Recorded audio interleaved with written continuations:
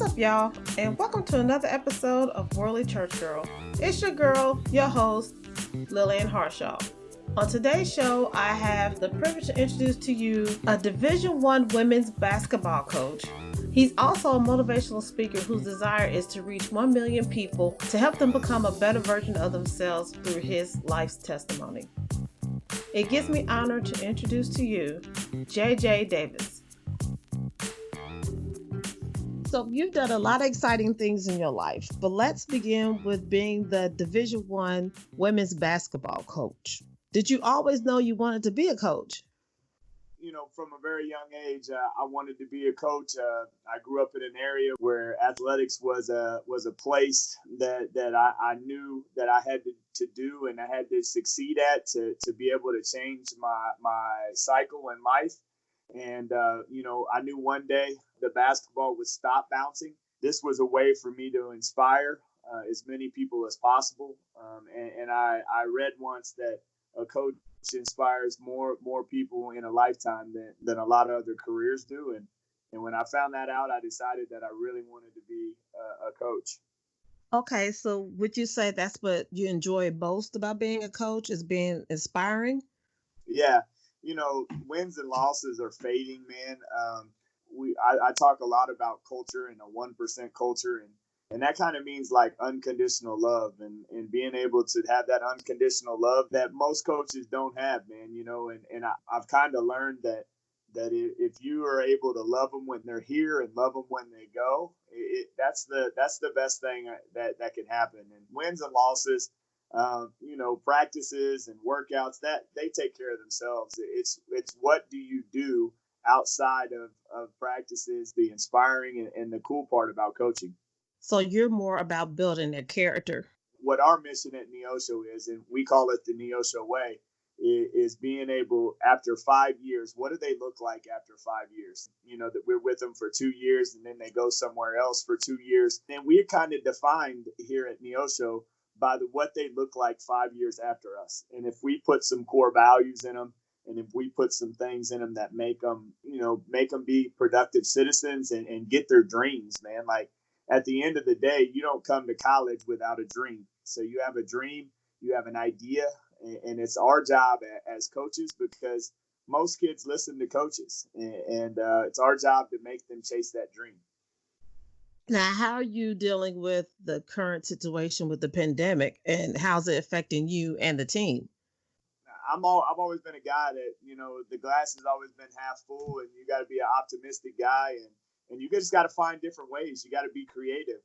And again, man, it's about love. You tell these kids that their family, regardless if it's virus or not virus, we're going to find a way to contact our family every single day during this time. And so, like, that's the same way it is with our players. We Zoom once a day. We make sure that we text every day. I've texted every single player that's ever played for me every single day. I text them a motivational quote every single day, my thought of the day. I've been doing that for probably 6 years now, where I text every kid that's ever played for me and every current player.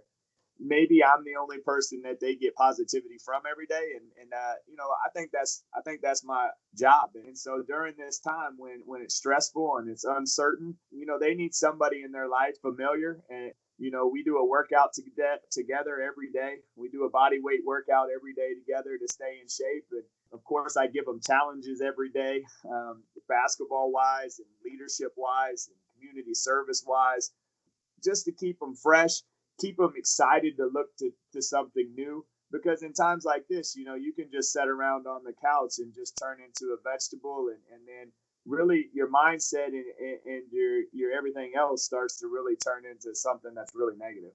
I'm curious, what are the challenges that you've given them that I could use? So today, I'll just give you an example. Our hashtag today was a thank you letter to a loved one. They write a letter on their notes on their phone, and then they put it on Twitter to that loved one. That's kind of one of our that's one of our leadership things. Some of our other challenges are, like, we have a physical challenge. How many burpees can you do in 14 minutes and 42 seconds? In our program, we talk about 1%, and 1% of the day is 14 minutes and 42 seconds. So we talk about like, hey, if you can't do something for 1% of your day, that's probably not your passion, and that's okay. But find your passion and then be able to do it for 1% of your day. What inspired you to being a motivational speaker? I grew up in an area where my mom and dad both abandoned me, and I waited out on that porch step that my grandparents raised me in basically they were emergency foster care. And if you ever been to the hood, you know that everybody in hood is emergency foster care, and you protect your own, right? And mother was one of those ladies that it didn't matter. No matter what, we all were welcome. And I have a story of overcoming and being abandoned and making some good decisions and bad decisions. I have a pretty unique story. I think kids and teachers really need to hear that story, to give them hope, to let teachers know that, hey, man, just because kids are distracted or don't learn the quickest, they're listening. They just need somebody to love on them a little bit more. And if you're that kid that needs that unconditional love if you had some rough times and you've had to go through some battles, I've kind of been through those battles, and I want to inspire those kids that anything's possible. What do you love most about public speaking?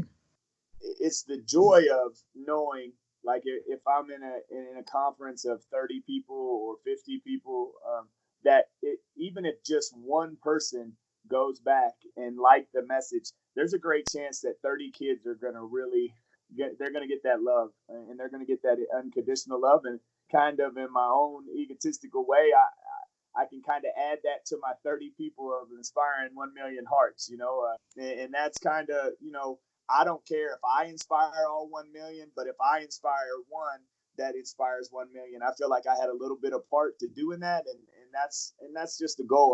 If we have more people that just inspired as many people as possible, this would be a happier place. So, how do you prepare to do your speaking?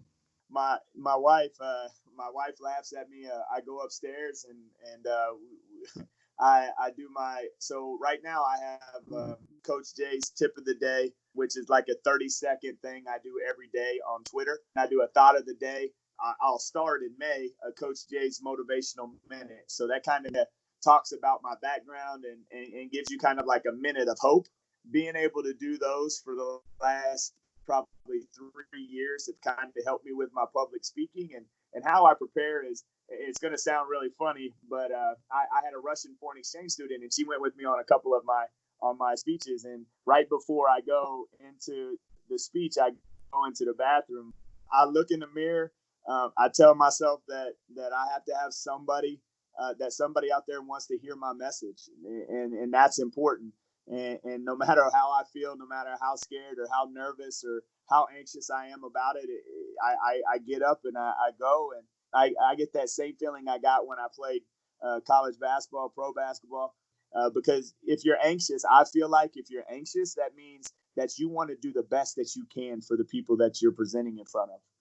As my grandma said, we're all circus performers, and I chose to play a sport. And I came home one day and I didn't perform very well. And she said, babe, you're just like that elephant, babe. You got to be able to perform, and you got to find a way to perform in millions of people. And right now we're all circus. We're all circus performers. And if that's the path you chose, you've got to be able to do that. And that's kind of stuck with me. I've always felt anxious for those guys in those tiger pins at the circus place. What do you want your audience to take away when they leave one of your sessions? I want them to understand that life, it's not about us. It's about who we want to inspire the next generation, and what do we want to get out of that next generation. When I realized that it's not about me and it's about serving as many human beings as possible, I felt like that is kind of the switch that went off in my body that helped me change my life, that helped me change my relationship with my wife, that helped me change the relationship with my players, that helps me inspire the people I speak in front of. Who inspires you? My wife. My wife is an amazing woman. Not very many.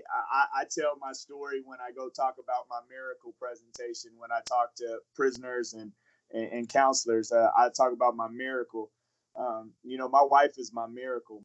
When I got done playing pro ball, I'd made some bad choices, did some bad things, and she got me out of a homeless shelter. I was living from house to house, and then the days that my brothers wouldn't let me live with them, I would live in a homeless shelter. I'd eat at a food shelter, and she found me. And this is what I tell people all the time when I talk about my miracle presentation is, do you love your person so much that you would get them out of a homeless shelter?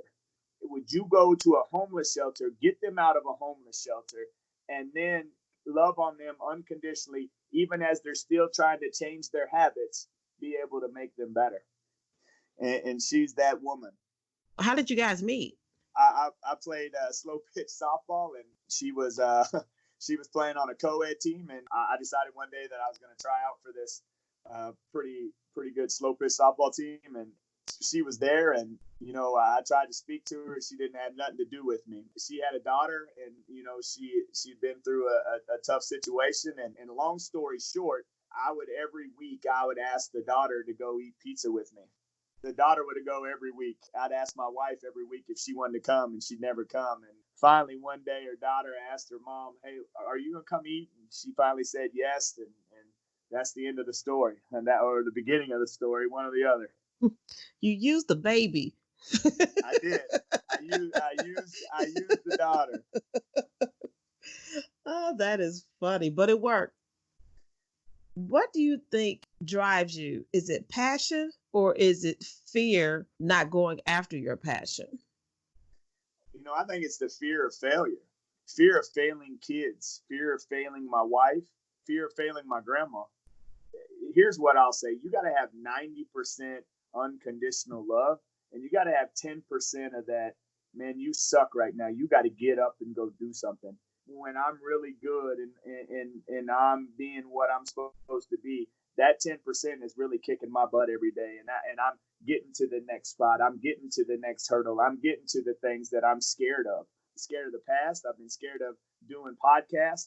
It's just those things. And you have to have that 10% of fear to be able to go, man, I can beat this, and if you're an athletic person, you continue to give yourself self-talk to make yourself better. What is your top 3 important goals? To be the best husband I can be. That's the number one.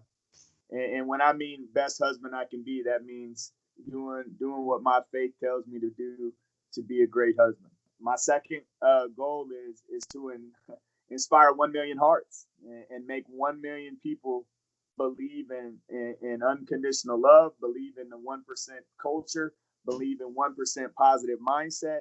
And then the third goal is spend as much time with my granddaughter and my daughters as I possibly can. You don't even look old enough to have a granddaughter. Yeah, I have a 3. Today's her birthday.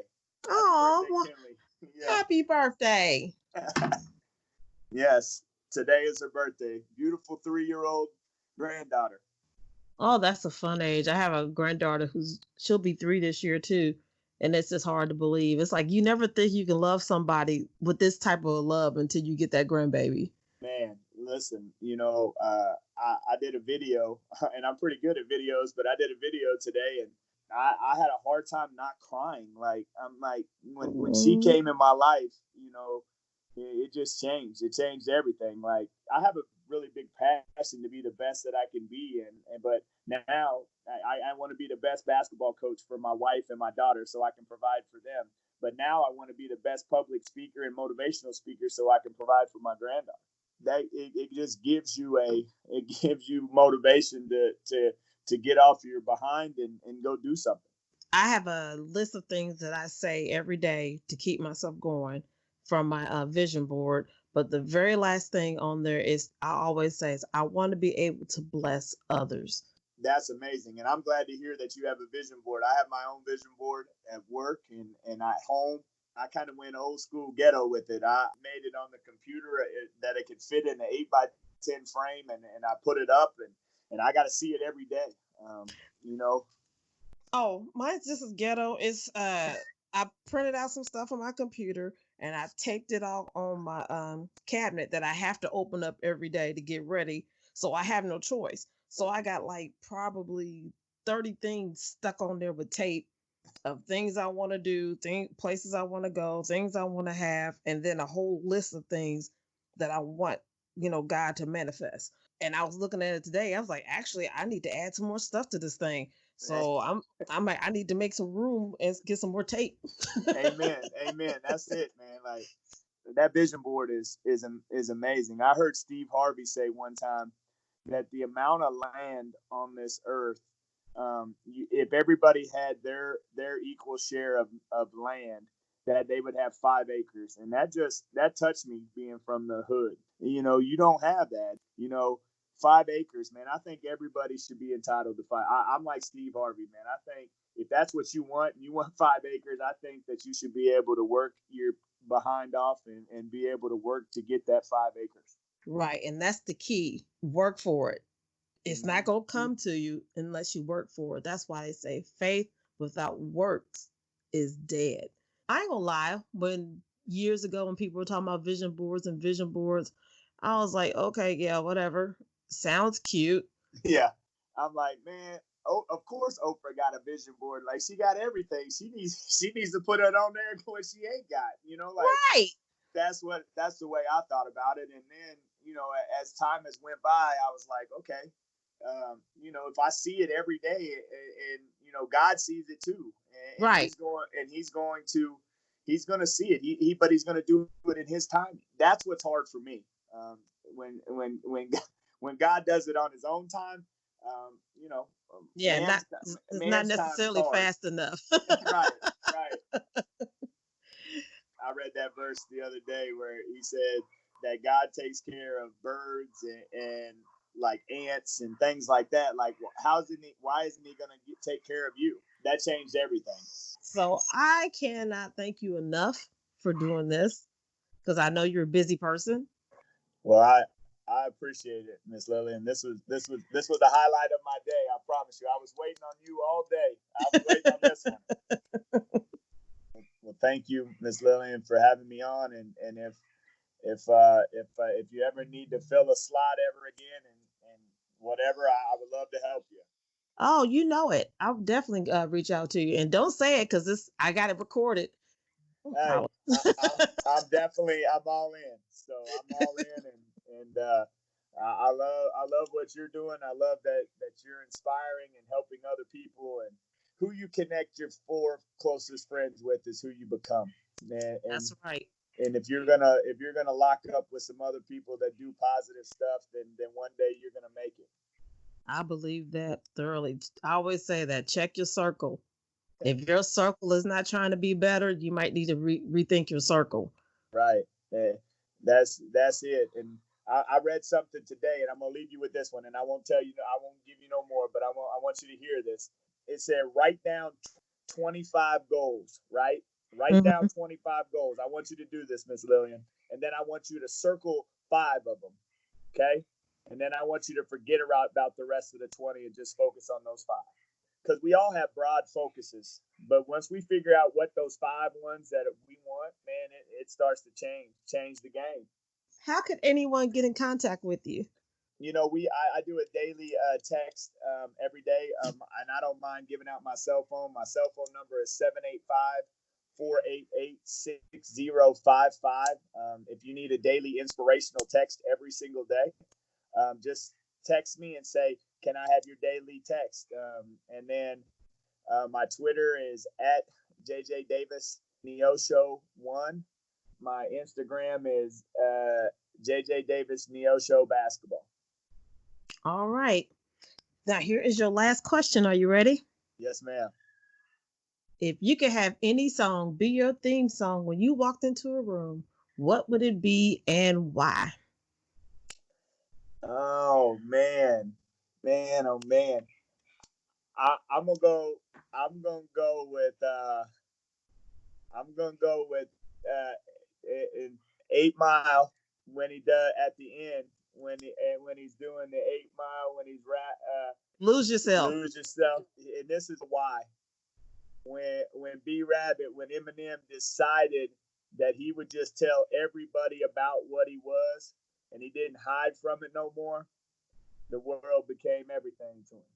And that's when he was telling on his homeboys because he shot himself and he lives in the hood and his mama lives in a trailer. Like, and you know, I do a motivational speech about that. Like when I was able to tell everything that I was, what else can they say about you? Right? That's dope. I love that. That is, I never really thought about that scene like that. I mean, that scene always got me hyped, but I Yeah, never thought of it that way. right. That's what's up. I love that. I used to have that song on heavy rotation in my car. Man, I loved it, man, and you know, and it's kind of my theme song.